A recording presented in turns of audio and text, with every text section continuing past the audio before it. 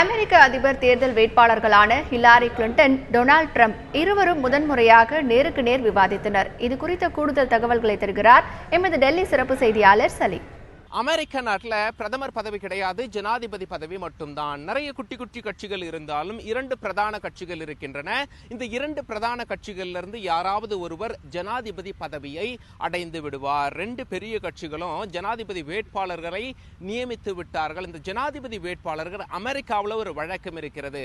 இரண்டு ஜனாதிபதி வேட்பாளர்களும் தொலைக்காட்சியில் டிபேட்ல ஈடுபடுவாங்க. 3 முறை விவாதம் செய்து கொள்வார்கள். யார் அமெரிக்காவில் வளர்ச்சி பாதையில் பாதுகாப்பாக கொண்டு செல்வார்கள் என அப்பொழுதுதான் பொதுமக்களுக்கு தெரிய வரும் என அமெரிக்காவில் இப்படி ஒரு வழக்கம் இருக்கிறது.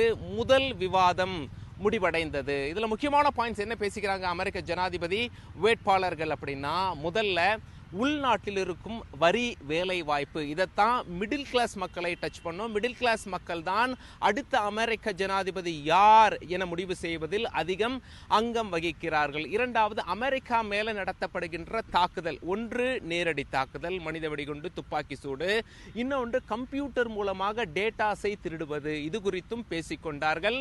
மூன்றாவது, ISIS குறித்து பேசிக்கொண்டார்கள். டொனால்டு ட்ரம்ப் என்று ஒருவர் இருக்கிறார். அவர் என்ன சொல்றார் அப்படின்னா, ஜனாதிபதி வேட்பாளர் 2003ஆம் ஆண்டு சதாம் ஹுசைனை வீழ்த்திய பிறகு அமெரிக்கா உடனே வந்துவிட்டிருக்க கூடாது, எண்ணெய் வளங்களை கைப்பற்றி இருக்க வேண்டும். ISIS முக்கியமாக எண்ணெய் வளத்திலிருந்து தான் வருமானம் போகிறது. இப்படியெல்லாம் ஜனாதிபதி வேட்பாளர்கள் இந்த விவகாரங்கள் குறித்து பேசிக்கொண்டார்கள்.